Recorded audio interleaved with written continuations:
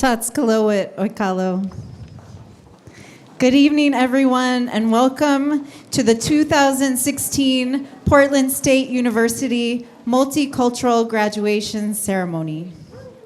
Yay, you can cheer for that. It's very exciting to see all of you here tonight. My name is Melissa Bennett. I'm Umatilla Nez Perce Sakin Fox, and I am the program coordinator for the Native American Student and Community Center here at Portland State University. I am very happy that you have all chosen to be here tonight to celebrate with us. To begin, I want to acknowledge the people whose land we are standing on tonight, the Multnomah and Clackamas peoples. It is important to acknowledge the ancestors of this place and to recognize that we are here because of the sacrifices they were forced to make. In remembering the Multnomah and Clackamas communities, we honor their memory, their lives, and the lives of their descendants. We also remember that we are guests of this land, and we cannot forget its original inhabitants. Tonight, I am very happy to introduce to you our Master of Ceremonies, my dear friend and colleague, Virginia Luca. Virginia was born in Koror, Palau, and lived on Guam for 25 years before moving to Oregon. After graduating from Southern Oregon University with a bachelor's degree in education and anthropology, Virginia came to Portland State University to earn a master's degree in educational leadership and policy. She advises the academic and pre-professional groups with the Student Activities and Leadership Program, and she serves on several committees across our campus community. Her interests include Micronesian student needs in higher education, Indigenous educational systems, and cultural sustainability. Just like many of you here today, Virginia completed her master's degree program this quarter. Yeah. I was lucky enough to witness her graduation celebration at Honor Day last Friday. Virginia is a true friend and a great inspiration, and it is my pleasure to welcome her tonight as our Master of Ceremonies. Please join me in welcoming Virginia Luca.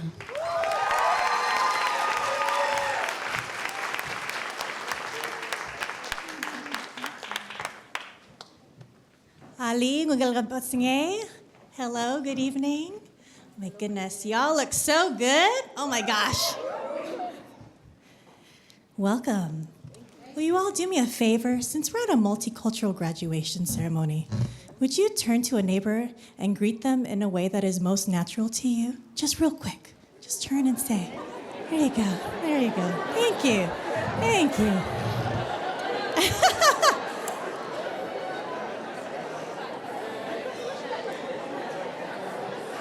All right. Thank you so much. Get some of those jitters out.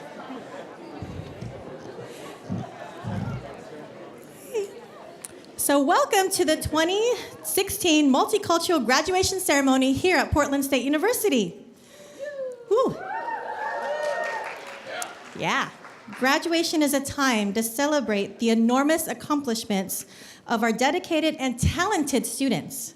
Tonight, we honor our graduates as they integrate all that they have gained here at PSU into the next chapter of their lives. Thank you to family and friends, faculty and staff for joining us for this very special occasion. Tonight, I am happy to introduce the Assistant Vice President of Student Access and Success, Dr. C.C. Ritter. Ooh. Dr. Ritter oversees a plethora of student services in enrollment management and student affairs, diversity and multicultural student services. All right, here's the list. You sure? Oh, come on. Really? We want the list. Okay. All right. Student service, retention services, African American student services, Latina student services, Native American student services, diversity scholars, access, Ganas. For the TRIO program, there's Upward Bound, Educational Talent Search and Student Support Services, For the Cultural Resource Centers, we have Multicultural Student Center, La Casa Latina Student Center, and the Native American Student and Community Center. We also have the Disability Resource Center, Student Legal Services, and the Veterans Resource Center. All right. Dr. Ritter has a Bachelor's of Science from Nebraska Wesleyan University in Public Relations, as well as a Master's of Science in College Student Personnel from Kansas State University, and a PhD from the University of Texas at Austin.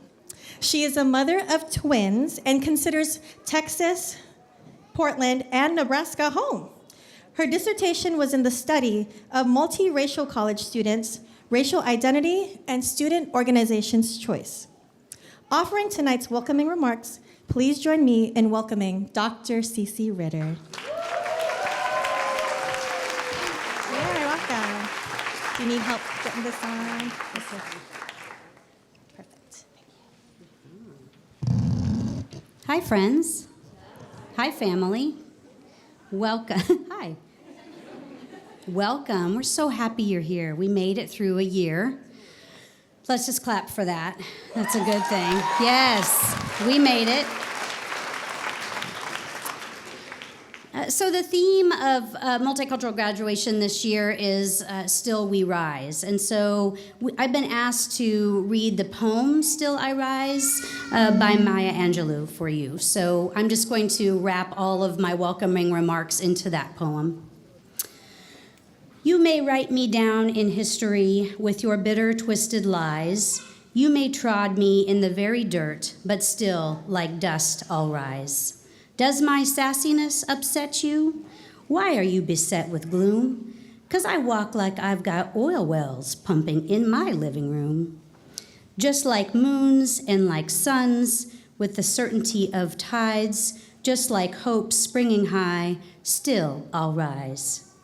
Did you want to see me broken, bowed head and lowered eyes, shoulders falling down like teardrops, weakened by my soulful cries? Does my haughtiness offend you? Don't you take it awful hard, 'cause I laugh like I've got gold mines digging in my own backyard. You may shoot me with your words, you may cut me with your eyes, you may kill me with your hatefulness, but still, like air, I'll rise. Does my sexiness upset you? Does it come as a surprise that I dance like I've got diamonds at the meeting of my thighs? Out of the huts of history's shame, I rise.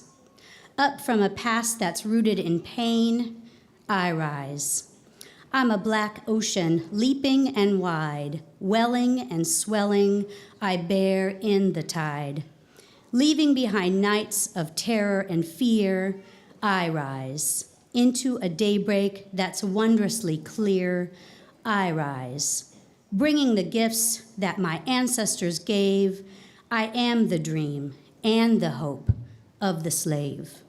I rise, I rise, I rise. Thanks.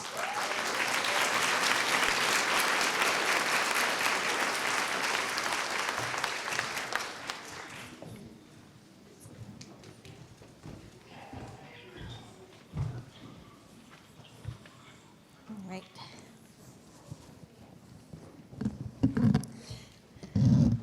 Thank you, Cece, for your welcoming remarks. Each year, the Multicultural Graduation Committee selects student speakers to share their experiences at Portland State University.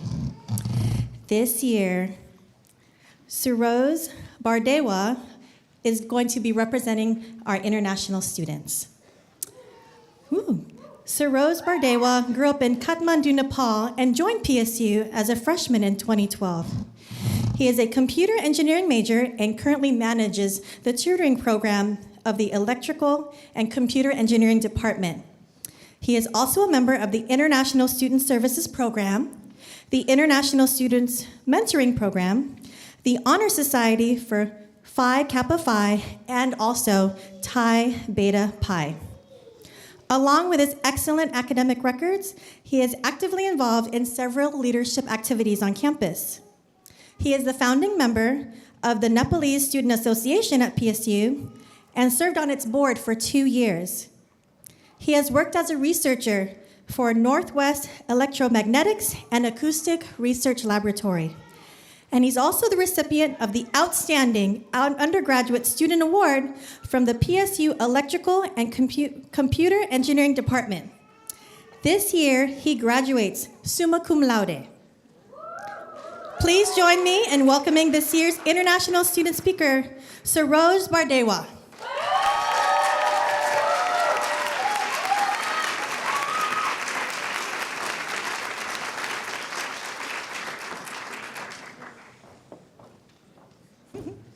So here's the pin. Yeah, thank you. Can you hear me? Yeah? Okay. Okay. Greetings, fearless class of 2016. Let's take a moment to take a deep breath and embrace this glory that we are all graduating. It's the best time for us to think of the road behind and the road ahead of us. I clearly remember June 5th of 2012 when I got on a plane for the first time to fly to a place which until then was a total mystery to me. Yes, that was 4 years ago when I left Nepal to come to PSU. It was a moment of great excitement, not only to me, but also to my family, friends, and relatives. I'm the first one in my family to take on an adventure such as this, to fly abroad for study. For a child who grew up in a middle-class family, it was indeed a big dream, but I did not shrink from dreaming big. With the support of my family and sponsor, I was able to come to Portland and get an education at PSU. When I joined PSU, I quickly fell in love with this amazing community. There were people who were available to help me become successful. Particularly, being part of the International Cultural Services Program provided me with an incredible opportunity to sharpen my leadership skills, as well as to become a representative of my country, Nepal. In these last 3 years, I have made over 3 dozens of presentations on various aspects of Nepal. Similarly, the International Student Mentoring Program provided me with an incredible opportunity to give back to PSU in the form of mentoring services. I also got the privilege to be a part of this rich and beautiful, culturally diverse PSU community, which I took full advantage of. Not only did I get trained in my technical field of study, which is computer engineering, but also I got valuable training in leadership and intercultural awareness. I had this amazing occasion to learn about myself and my cultural identity, as well as the cultural richness of the people around me. Sometimes I meet with one of my instructors. He likes to call me Nepal. I seriously don't think he knows my name, but he knows where I am from, which is good enough, right? My culture and tradition has thus become an important part of my life, and I'm glad that I got the privilege to share this with this vibrant PSC community. I'm not the only one here who has a unique life story. Class of 2016, we all have similar stories. We are here from different parts of the world, representing different communities. We have brought diversity to PSU.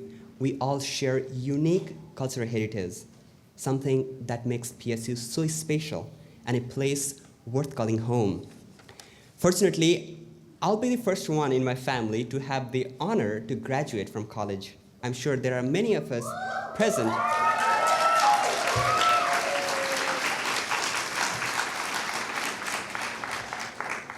I'm sure there are many of us present here who are also first ones in our families to get college degrees. Although it was a challenging journey, we did not hesitate to take the lead. I would like to recognize all parents, faculty, and supporters. You are all big parts of our success. Without help, motivation, and support from you all, the class of 2016 wouldn't have come this far. So we should also clap for them.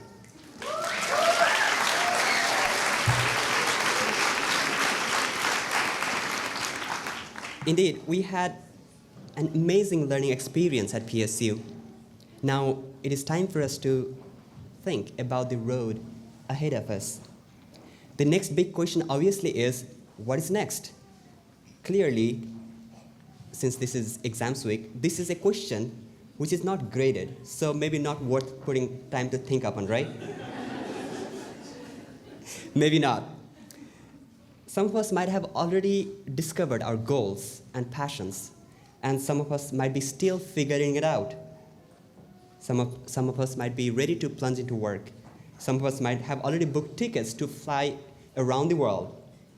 Some of us might be getting back to school. So there are so many paths and options for us, especially for us who are the graduates of this diverse PSU community. The opportunities are enormous. In fact, we have more things to offer to the world.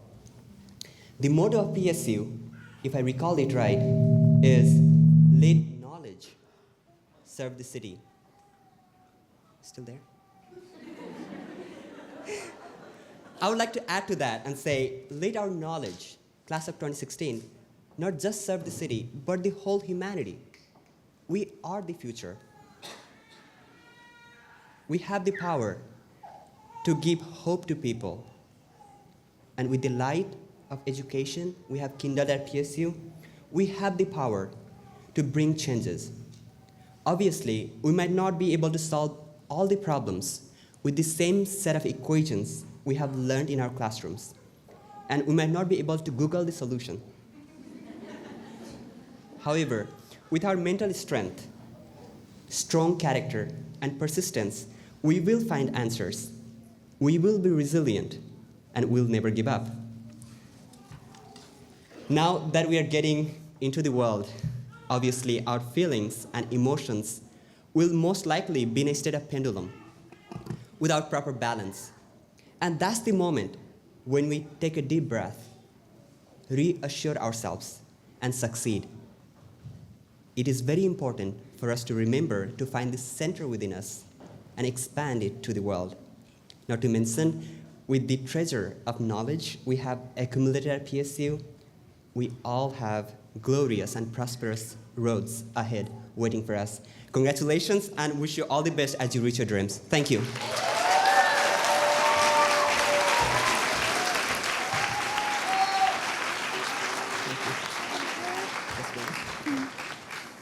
Thank you.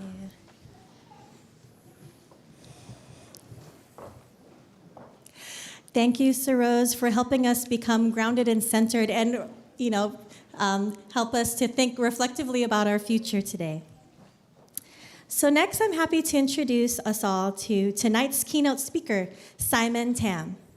Simon is an award-winning musician, author, entrepreneur, and social justice activist.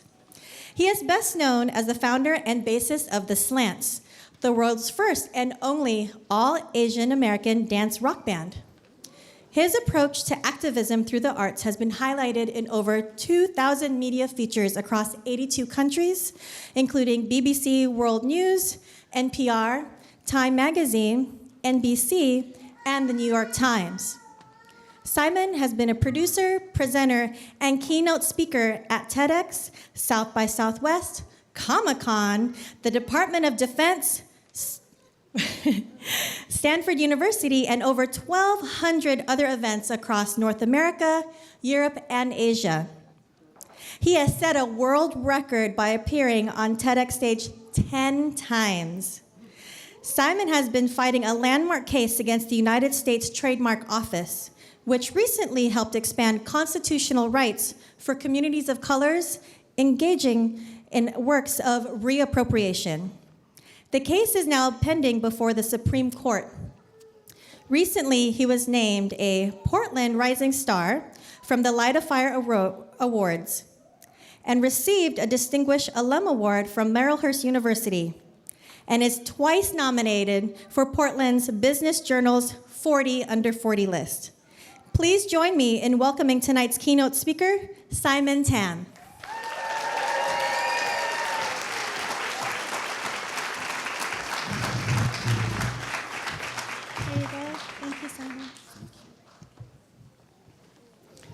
Good evening. It's an honor to be speaking with you today because I believe that, well, addressing any graduating class is kind of a bit of a special occasion. But for me, this is extra special because I believe that I am specifically talking to the group whose achievements will be measured against by all others in terms of justice. You see, this group here is unique in that as you approach the upper echelons of your career, our country will be approaching the year 2042, the year that many people believe that our country will be a minority-majority country. As we approach that marker, we will see if, for the first time in the history of the United States, our leadership will actually be representative of its population. Can you imagine the idea of having a government made up of half women of color?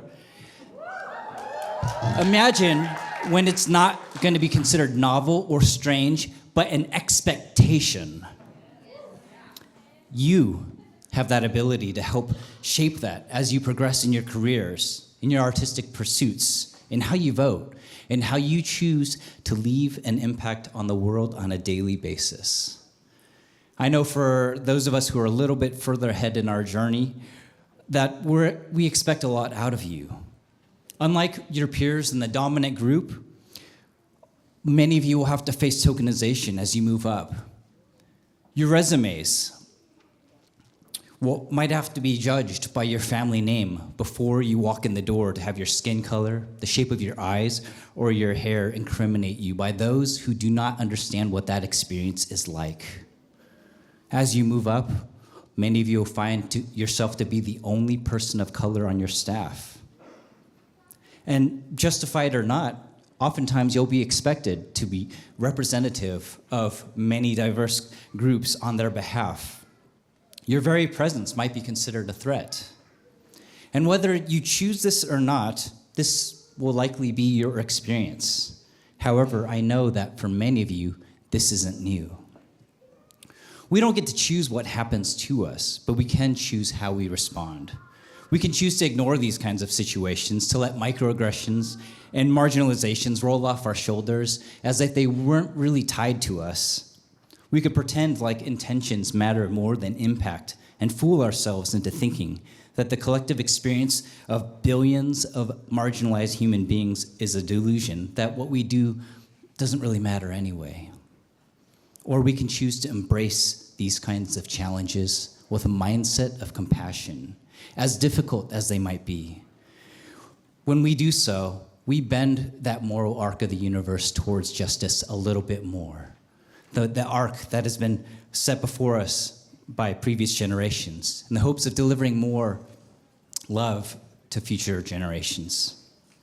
But either way, it is a choice. And I say it is a choice to you today because I do not believe that apathy is compatible with love.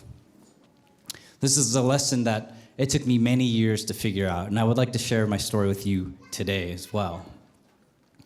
You know, from as far back as I can remember, I always wanted to create music. My parents have these home videos of me where I would grab my dad's acoustic guitar, I'd jump up on the coffee table and start playing a concert in the middle of the living room, even though I had no idea what I was doing. And instead of playing games like cops and robbers as kids, I would get my sister and my two cousins, and we would form a band. We would spread these magazines and newspapers all over the ground to create a stage. And then we would just grab whatever noise-making devices we had at our disposal and to start playing music. A toy piano, using pots and pans as drums, and of course, just screaming at the top of our lungs because we thought that's what rock stars did. And I'm sure my parents loved it. Well, at the age of 10, that's when things got serious. I got an electric bass and I started taking lessons. I loved it, and I dedicated endless hours to this instrument. You know, sometimes I would actually fall asleep with it in my hands while laying in bed. I wanted to change the world, and for me, I wanted to rock out. Well, during those same years, I wanted to do something for those who are hurting as well. See, I used to beg my parents for change so that I could give it to the homeless who are waiting at intersections. And I used all of my school breaks to volunteer with organizations that helped underserved communities. In other words, when I wasn't working towards a world where I was on stage sharing my music, I was working towards one with a little bit less suffering. But I didn't see the connection between these two ideas until much later in my life. At that young age, I didn't realize that the idea of justice transcends our individual pursuits or career paths, that really it should permeate every fiber of our being. When I first moved to Portland, Oregon, as a musician in February 2004, I left nearly everything and everyone behind, including the family and the culture that I grew up with. Actually, I dropped out of college to tour in a punk rock band, so it's deeply ironic that I'm here with you tonight. At that time, I started buying these VHS tapes of movies from Hong Kong on eBay just so I could, because I missed hearing my language so much. Well, 2 months after I moved, there was this movie called Kill Bill that was released on DVD. I bought it on the day it came out since I missed it in the theaters. And as I was watching it, there was this very distinct and iconic scene. A woman named Oranishi walks in to this restaurant with her gang of crazy idiots, the Yakuza or Asian mafia that she'd led. You know, for most people, this is just another trademark Quentin Tarantino scene. They might remember the music, they might remember similar scenes in movies like Reservoir Dogs. But for me, this was much different. In fact, I remember pausing the disc in the middle of the film, because for me, it was a powerful epiphany. It was the first time I could remember in my entire life that I had ever seen an American-produced film that depicted Asians as cool, confident, and sexy. I know many of you in this room don't have to stretch your imaginations to think about what it's like to grow up your entire life and never see anything in entertainment or media to reflect your own culture in that kind of light. And I knew at that moment that things would have to change, because I started thinking about my own art as well, music. The music industry, the gatekeepers for the art that I lived and breathed since I was a kid, didn't let people like me or people who look like me in the doors. And despite having over 17 million Asian Americans in our country, we have almost no representation in Billboard charts, in music magazines, or on MTV, at least back when they used to play music videos. That night, in the middle of the film, was when I had an idea for an Asian American band. We decided to call it The Slants, a name that was based on our perspective, or our slant on life, or what it's like to be people of color, as geeks and as musicians. But it was also about reappropriating this false stereotype that people often have about Asians, that we all have slanted eyes. And when I first started, this idea wasn't supposed to be some kind of social, political project. It was more about inclusion, more about representation. But almost immediately after we began, I started getting messages from Asian American youth just thanking us simply for existing, for giving them a reason to be proud of their heritage, because they had never seen people who looked like us on stage before. I started realizing that we had more of a responsibility, and whether we liked it or not, whether we chose to or not, we would soon be judged simply because of our race. So slowly, we began integrating more of our social justice ideas into our work. We realized that we couldn't just sit on the sidelines while injustices occurred across this country. So we got involved with many advocacy organizations. We raised money for important causes. We helped lead discussions on race and identity across North America. And this is the incredible part, right? News articles were being written. NPR did the story saying we were turning stereotypes upside down. But not everyone agreed. The music editor of a local paper, the Portland Mercury, which many of you are familiar with, wrote a review slamming us for our identity, saying, "OMG, I get it. The Slants are Asian, but what's so impressive about a bunch of Asian kids who play keyboards?" Once, we received an offer from a major record label, which is the dream of any musician, but it came with a condition. They wanted me to replace our lead singer with someone who was white, because they told me Asian doesn't sell. And even though we've had 10 years of success across multiple continents, I still get messages from promoters. One last week who said, Your music's great, but who would want to see an Asian band? And of course, some of you might know that this work has also led me to being locked into a legal battle against the U.S. Department of Justice, a case that's pending before the Supreme Court. This struggle has put my life under a microscope, having everything that I ever say in public or publish under scrutiny to be possibly used against me in a court of law. It's led to a federal judge repeating false stories about me and accusations that I'm opportunistic about anti-racism work, as if that really opens up opportunities. So let me be clear, nobody starts a band thinking that they're gonna wage a decade in court. I wouldn't wish that upon anybody. But we made that decision to integrate our values into everything we did, and this is part of it. I always thought my dream was changing the world through music on one hand, or changing the world through helping those who are suffering on another. But I realized that there's a new dream now. My dream is to take the stage in a more equitable world. So as we gather here today, let me ask you, what is your dream? When you think about the kind of world that you want to live in, when you think about the legacy that you want to leave your children and your grandchildren, what does that look like? You know, for a lot of people, following your dreams means hard work and sacrifice. But for those of us who are engaged in the dream of equity, it's a little bit different. See, the true cost of following your dreams isn't what you have to sacrifice in order to get it. It's what you lose when you don't. And finally, because I've been a little bit obsessed with intellectual property law ever since I've been dragged into this court case, I wanted to close with a particular story with you.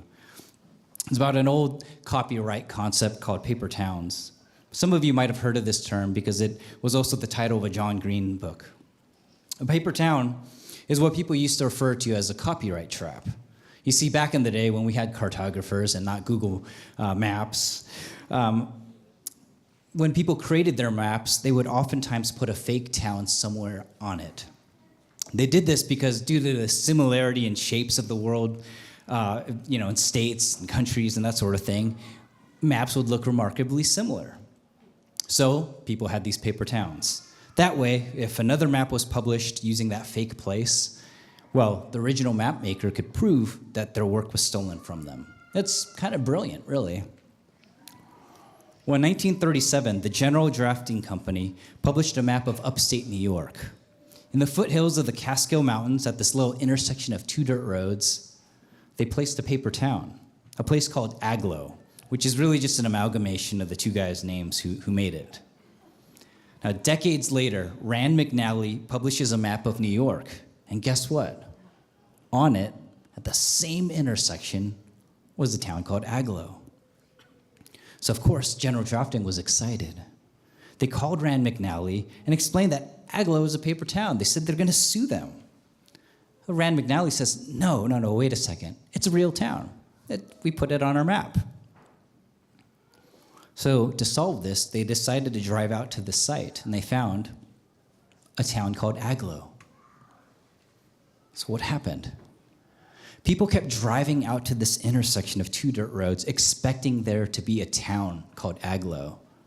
And one day, some guy just decided to build it. At its height, it had a general store, a gas station, a couple of homes.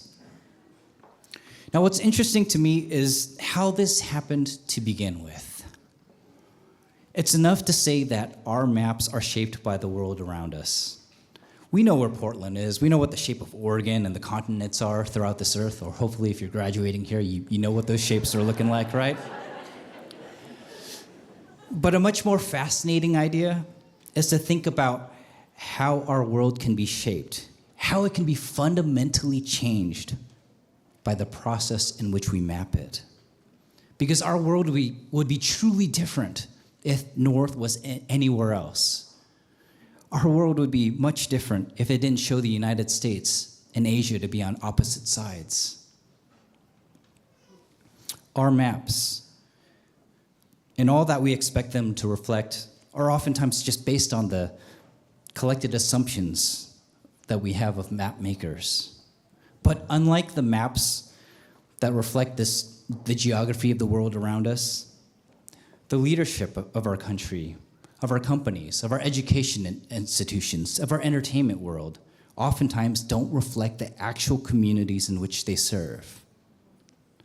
For now. So let me ask you again, what is your dream? Beginning right now, let's put a pin on that map. I can't wait to watch as the world takes shape, as how it will fundamentally change because of what you do from today on. To me, that dream of a more equitable world, that is truly music to my ears. Thank you.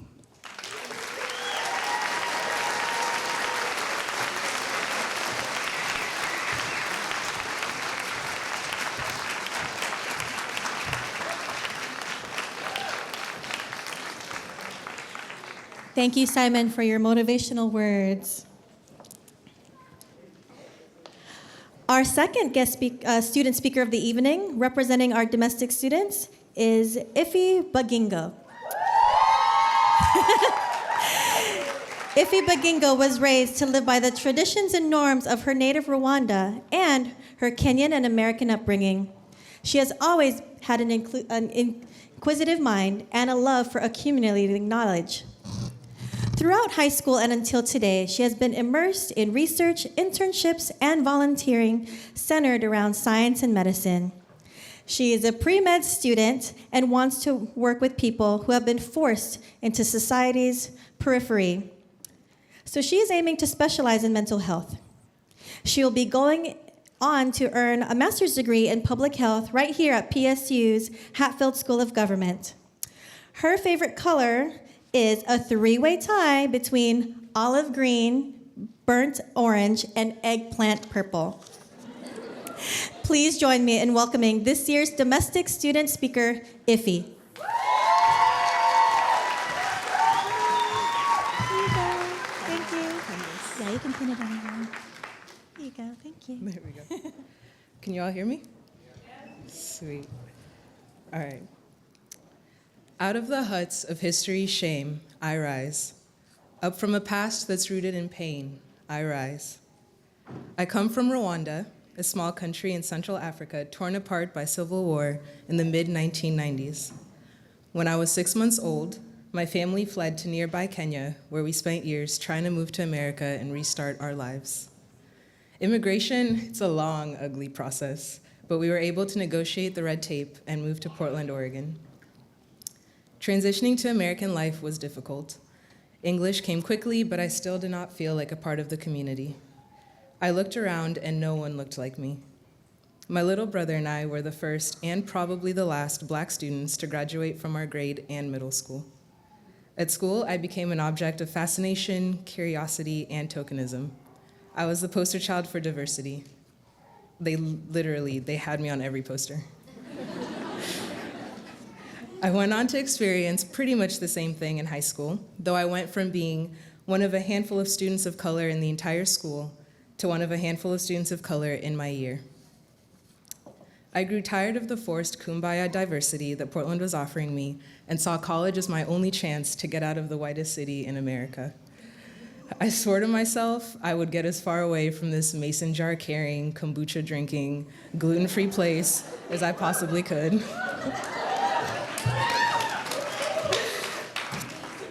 So I went to St. Mary's Academy for high school. That's about 2 blocks from here.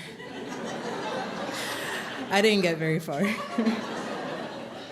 I spent the first term of my freshman year at PSU bitter and angry. And my previous experience with PWIs leeching off of my and my peers' diversity while offering us nothing back had led me to actively avoid these so-called safe spaces. But things started to change. Despite being angry and antisocial, I somehow made a few friends. They were involved with the cultural centers, and I began attending events with them. I soon found myself in the DMSS lounge multiple times a week for no real reason. I was just hanging out with the people I liked. I became an access mentor, orientation leader, student ambassador, and a mentor for the Race and Social Justice Frank, all because of the people that I met in that lounge. For the first time in my academic career, I found a community that I belonged to. The multicultural centers afford us a place to meet and have conversation about the world without always needing to stop and explain context. We have not only shared interests, but shared experiences as well. When I say as a 21-year-old I need to be home by a certain time, people understand. There's immeasurable value in the events that have been hosted in these spaces. I've watched my friends and fellow classmates fight for their voices to be heard, and people have listened.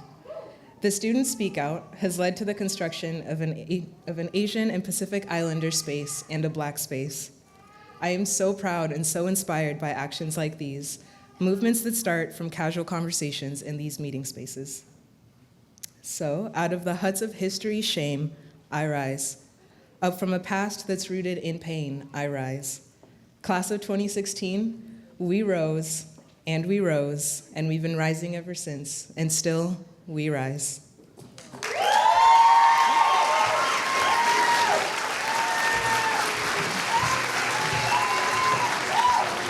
Wonderful speech.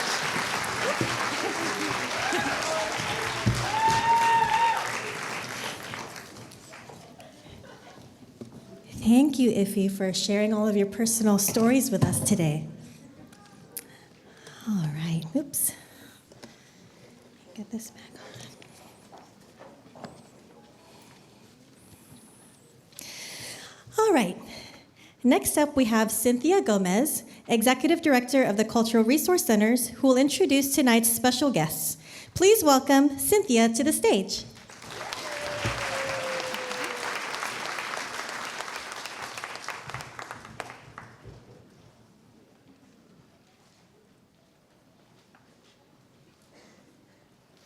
Thank you, Virginia. It is my pleasure to introduce to you some of tonight's special guests. When I call your name, please stand to be recognized.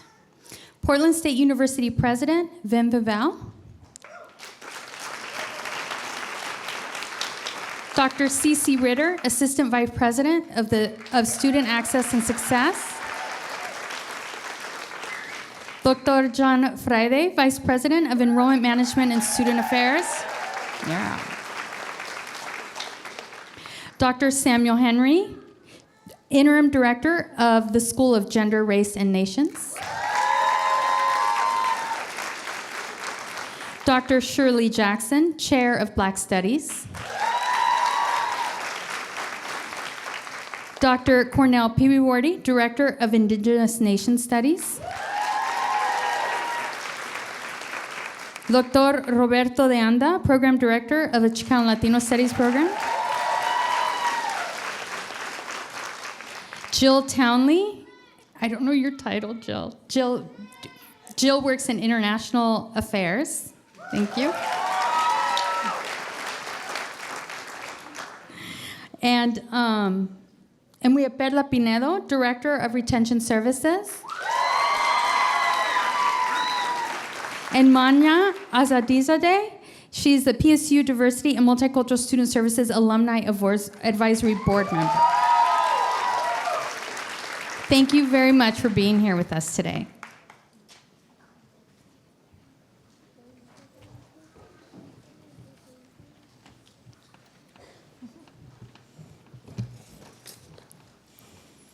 All right.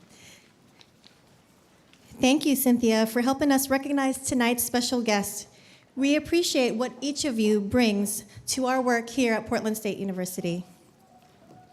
Next, I would like to invite Dr. Samuel Henry, the Interim Director of the School of Gender, Race, and Nation, to the stage. Dr. Henry will offer a description of the Ashanti Kente cloth, which each graduate will receive tonight. Please welcome Dr. Samuel Henry.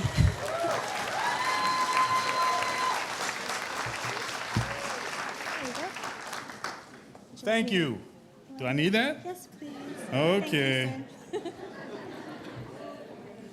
My dad was a Pentecostal preacher. If you couldn't hear him, you really needed some help. What I'd like to do is call attention, and you see this is from Multicultural. You can't see it all the way in the back, but you can almost see it all the way back. From the Multicultural Graduation, I think it's 2003. So I've been here a while. What I want to do is call our attention to what's on here and the three symbols that are part of Africa's visual art forms. And I'm very proud to wear this, to keep it, as I joke with the president, I keep this in the same drawer I keep my bow ties. And it is dear to me, and it is cloth that reminds me of my own background, my own African background, my own Caribbean background, my own background from slavery in the United States and from indigenous people. This is a representation of the history, philosophy, ethics, oral literature, religious beliefs, social values, and political thought.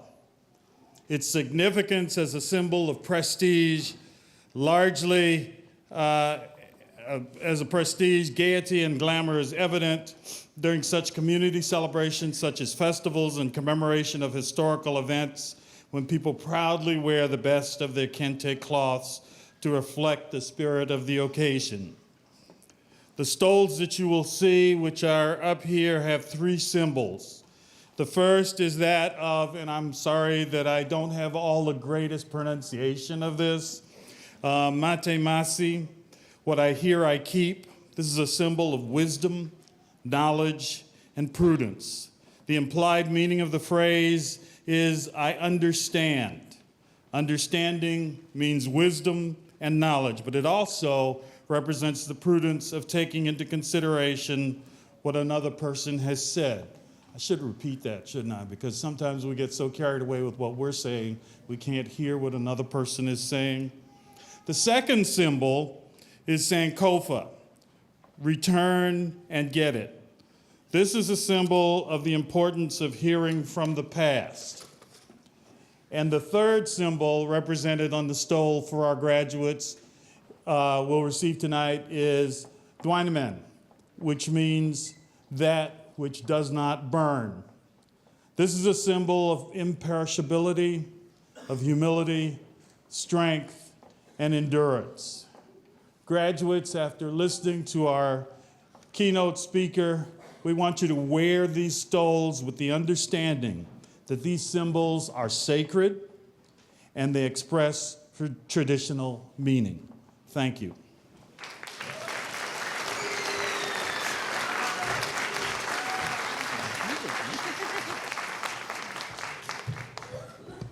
All right.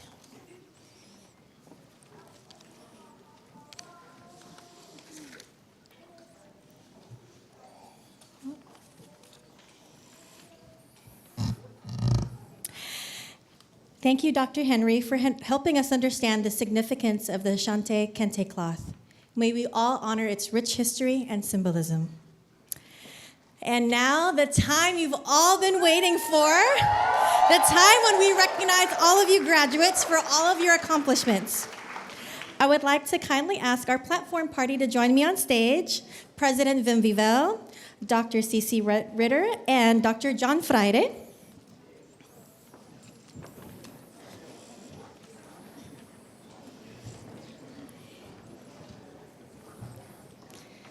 And reading the names of our graduates tonight, please welcome Talisman Saunders, Senior Instructor 2 for the Intensive English Language Program, as well as Barbara Paijan, the Senior Instructor 1 for the Intensive English Language Program.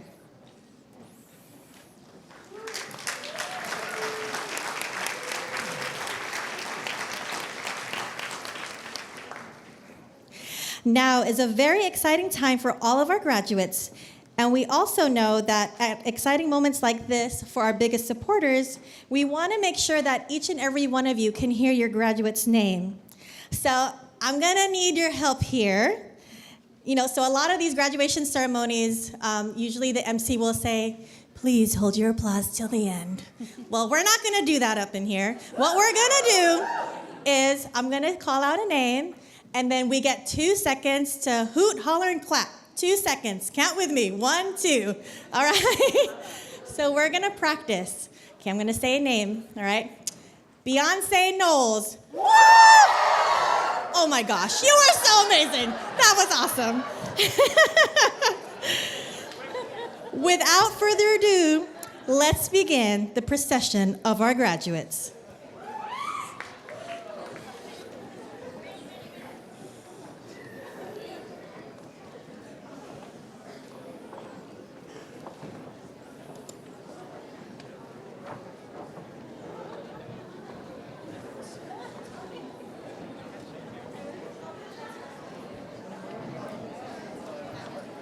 Got it. It's a little challenging. Where's the mic? Oh, I see. Pin it to me.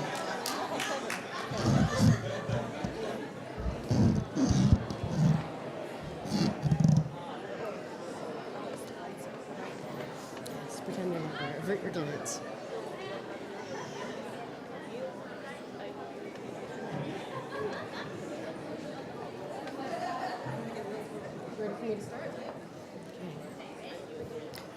Jury Lewis.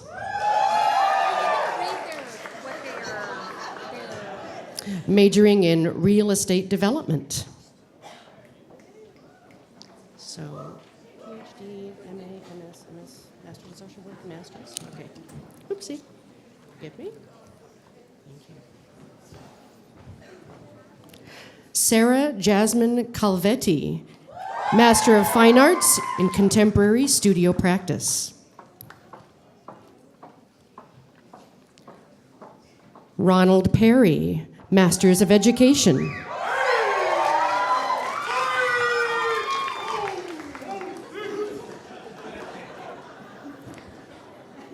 Yolanda Salguero, MSW, Social Work.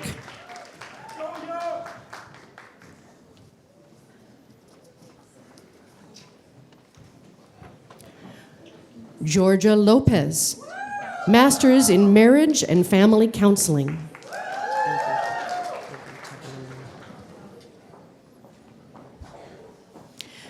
Megan Dickinson, Certificate in School of Gender, Race, Nations.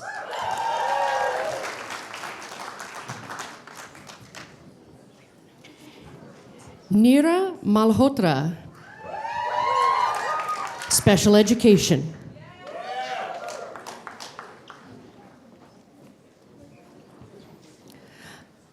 Dana Ghazi, MA in Conflict Resolution and Peace Studies.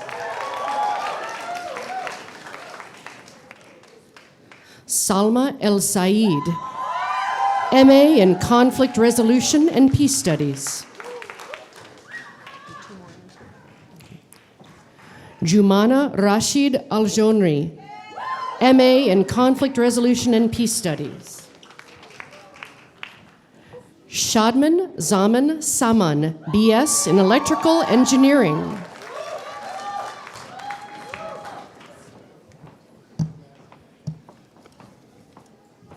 If I got this right? Just hold it to your mouth. Okay. AJ Nair, Masters Electrical and Computer Engineering.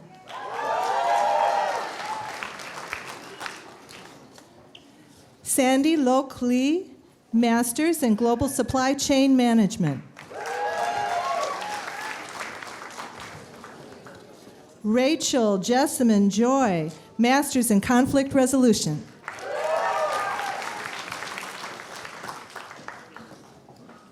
Cedric Gregory White, Masters in Educational Leadership and Policy. Monty Heron, Educational Leadership and Policy Masters. Nita Linga, Masters in Civil Engineering.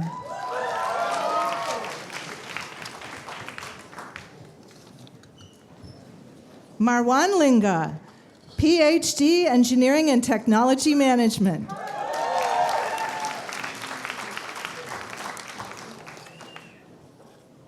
Saroj Bardewa, Bachelor's Degree in Computer Engineering.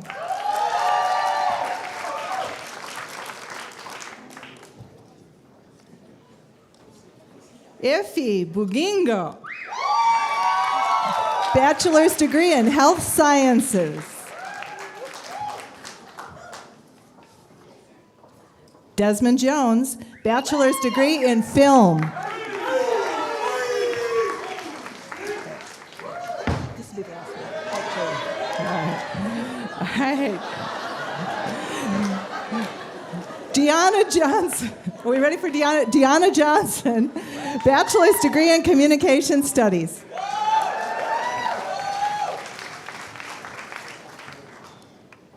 Yusuf Jahed Sukun, BS in Communication Studies.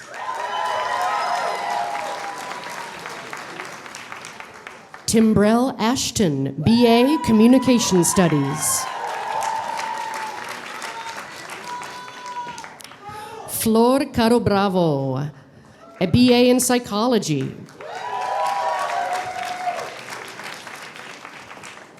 Karen Rodriguez Aguilera, Bachelor's in Psychology.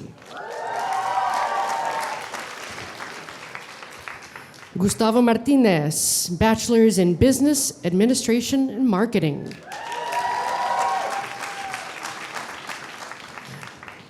Giselle Sarabia, BS Health Sciences and General Science.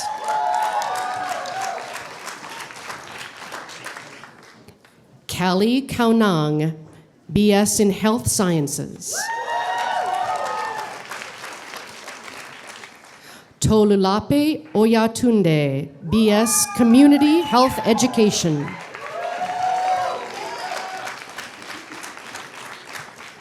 Natalia Devine, BA Arts and Letters and Certificate in Chicano Latino Studies. Julian Vasquez, Bachelor of Arts, Supply Chain Management. Yesenia Carrillo, Bachelor of Arts in Political Science.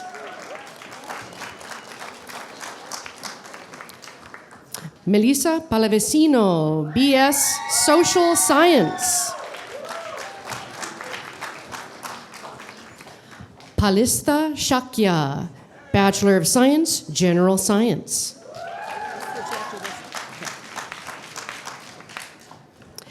Jenny Chupong Yangstankus, Health Science, BS.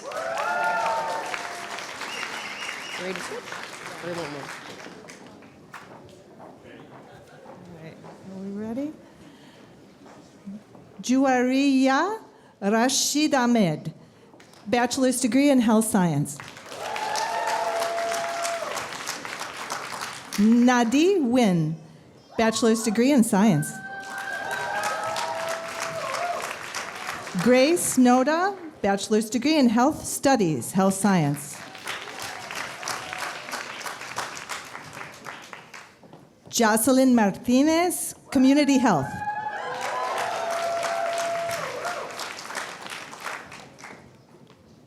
Blanca Fornos, bachelor's degree sociology. Diana Norris, bachelor's degree in English. Leon Weller, bachelor's degree in physical activity. Erica Prasad, bachelor's degree in public health.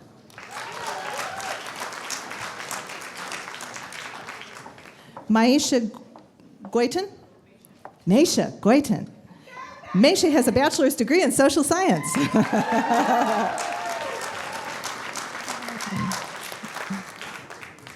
Anthony Calanderio Gonzalez, bachelor's degree in management and leadership. Michelle Lepe, bachelor's degree in psychology.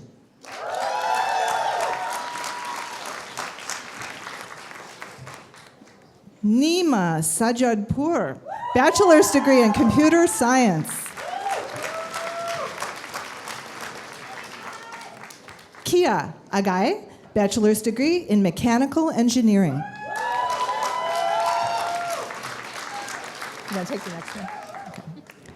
Michelle Carranza Jimenez, bachelor's degree in sociology, Chicano Latino studies.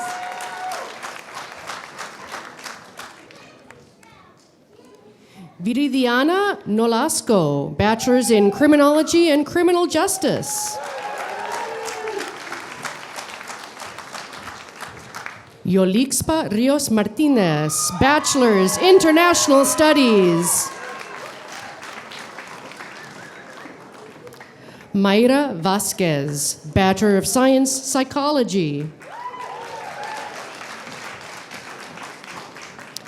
Adam Vong, Bachelor of Science, Political Science. Pablo Saldana, BA, Jazz Vocal Performance, Communication Studies, and Advertising. Patricia Perez Cruz, Bachelor of Arts, Political Science. David Martinez, Bachelor of Science, Political Science with focus in international development. Ana Gonzalez, Bachelor of Science, General Science. Daniel Mesa, Bachelor of Arts, Accounting.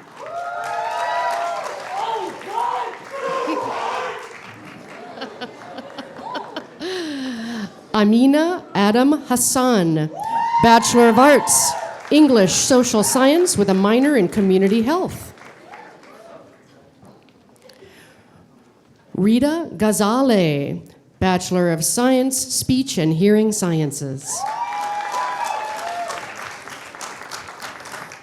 Rochelle Navarro Guzman, Bachelor of Arts, Speech and Hearing Science.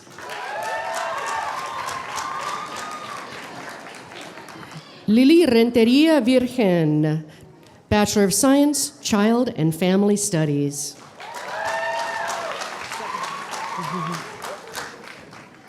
Valeria Contreras Atanasio, Bachelor of Arts, Psychology. San Juanita Bibian, Bachelor of Arts, Business Administration in Accounting and Finance.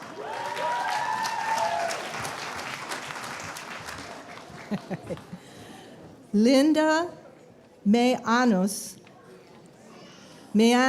thank you, Linda. Bachelor's degree in liberal arts. This is a BA in that and a BS in that. Oh boy. Tanya Curiel, bachelor's degree in Latin American Studies, Bachelor of Science in Community Health Education.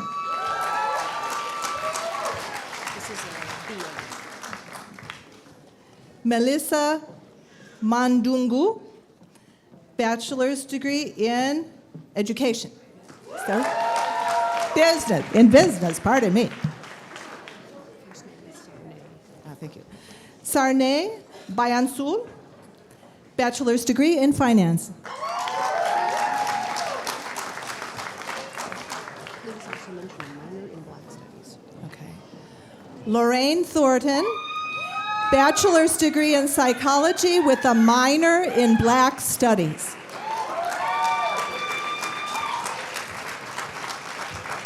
Layla Wolf Dean, bachelor's degree in liberal study with a minor in Black studies and Indigenous Nations studies.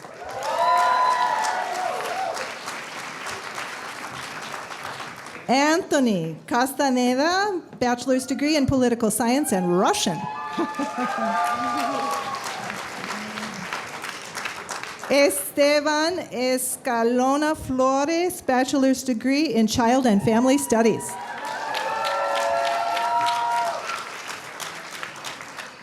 Andres Jerajon Chavez, bachelor's degree in child and family studies. Brenda Neri Wang, bachelor's degree in history. Gabby Avila Cardona, child and family studies, bachelor's degree. Orlando Gaeta, bachelor's degree in criminal justice. Itzel Carrillo, bachelor's degree in speech and hearing sciences. Rai Barnes, bachelor's degree in liberal studies with a certificate in Asian studies.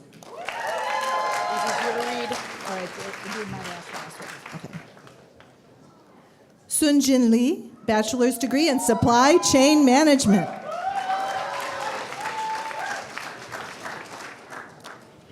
Nancy Vasquez, Bachelor of Arts in Film.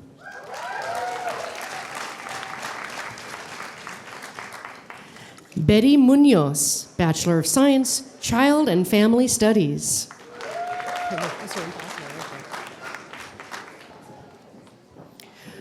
Noemi Esquivel Mendoza, Bachelor of Science, Child and Family Studies.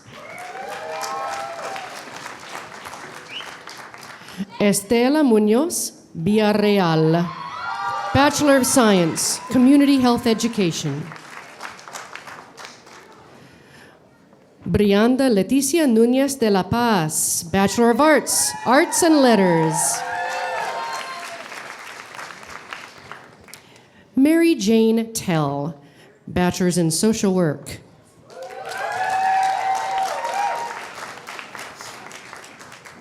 Dana Haley, Bachelor of Science, Psychology.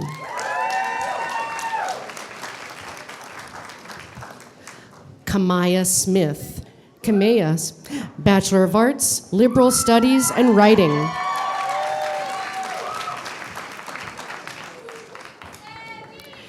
Stephanie Simons Alberti, Bachelor of Arts, Arts and Letters and Communication.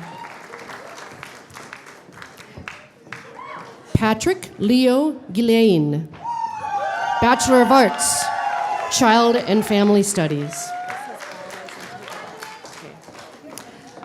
Bao Pham. Bao Pham, Bachelor of Science, Health Sciences and Health Studies. I got it. Dessa Salavedra, Bachelor of Science, Community Health. Ricky Asayo Alao, Bachelor of Science, Community Health Education. Giselle Galisa, Bachelor of Science, Architecture.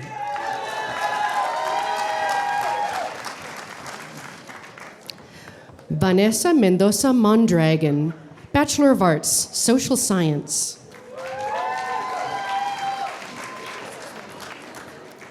Ileana Garcia, Bachelor of Science, Human Resources.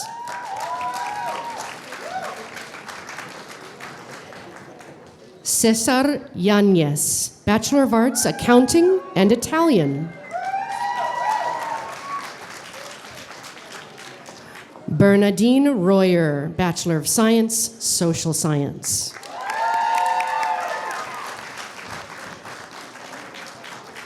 I'm all over it. Nicole Diane Martina Abraham, Bachelor of Science, Psychology. Handara Daniswara, Philosophy and Economics. Janet Von Seichow, Bachelor of Science, Art History.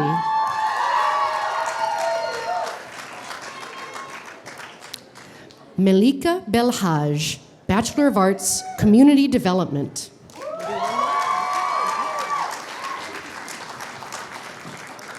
Mickey Jimenez, Bachelor of Science, Mathematics.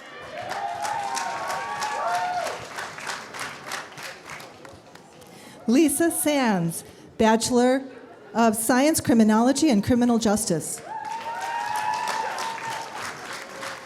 Jacqueline Nguyen, Bachelor of Science, Social Science, minor in Biology. Hugo Agosto, Bachelor of Science, Political Science and International Development Studies and Economics. Elizabeth Estrada, Bachelor's degree in Human Resources Management.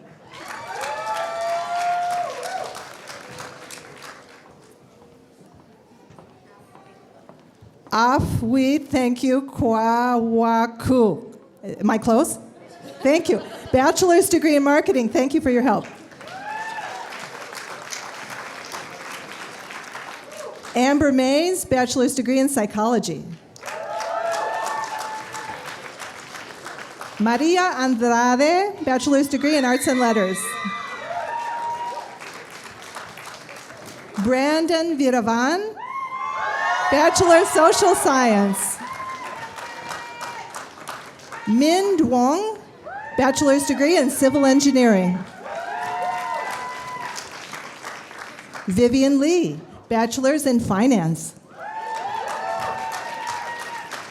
Mafil Fabro Case, bachelor's degree in art practices, a minor in photography. Kaumu Cho, bachelor's degree in mechanical engineering.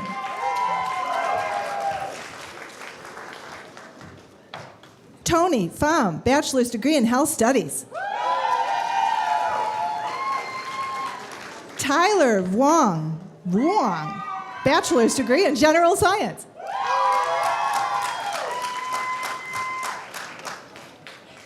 Tai Lei, bachelor's degree in international studies.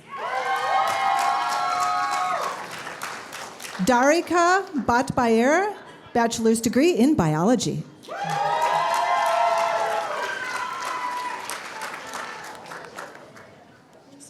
Jennifer Lay, bachelor's degree in management and leadership. Melba Kolit Heldart, bachelor's degree in criminal justice and criminology. Okay. Mali Martinez, bachelor's degree in psychology.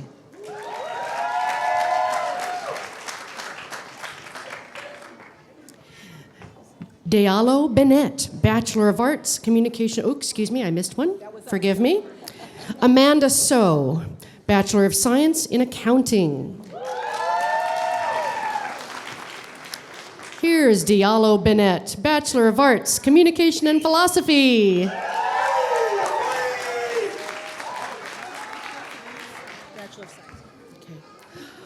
Jose Luis Sanchez Rodriguez, Bachelor of Arts in Accounting and Psychology minor.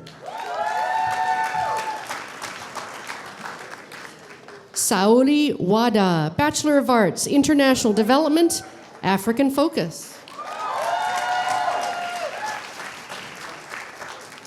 Melissa Pineda, Bachelor of Arts, International Studies, Latin America and World Languages, Spanish. Congratulations, graduates.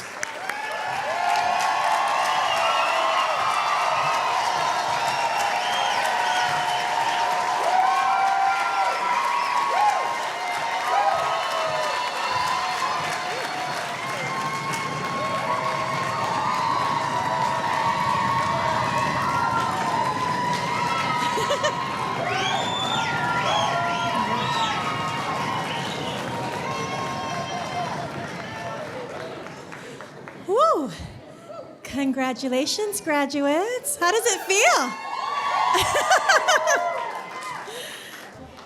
Now, please join me in welcoming Manya Asadizadeh of the Portland State University Diversity and Multicultural Student Services Alumni Advisory Board to lead the graduates in the Alumni Pledge.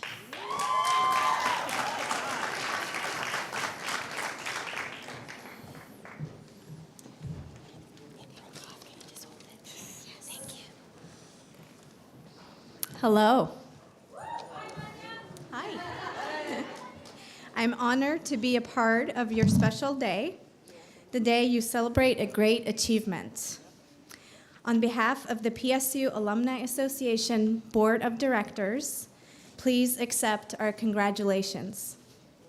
Today, you join a worldwide community of over 150,000 PSU alumni.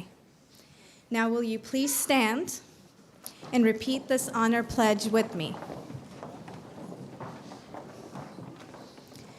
I pledge to maintain the highest standard of honesty, integrity, and personal responsibility in my academic, professional, and personal pursuits. That was a hard one. I pledge to be committed to creating an environment of respect and mutual trust. I pledge to apply ethical principles when making social and environmental decisions that may impact my family, my community, and the world around me, now and in the future. I pledge that I will live up to the trust placed in me by my family, friends, and colleagues, and work diligently to promote the welfare of our community. I pledge to honor and respect my own cultural traditions as well as those of others. I pledge never to lose sight of my goals and dreams and will work to achieve them, regardless of what obstacles I may encounter. I pledge to always remember that I am bold, I am amazing, I am confident, I am strong, and I am a Viking. Thank you. You may be seated.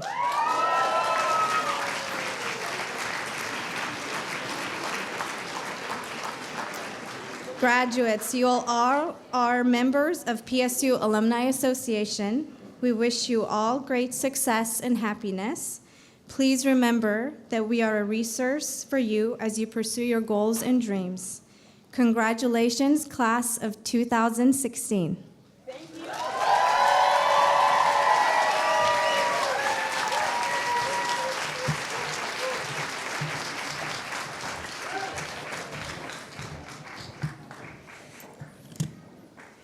Thank you, Manya. I managed to make it this far without shedding a tear, but I have to say that pledge got me like all the feels. That was beautiful. Thank you.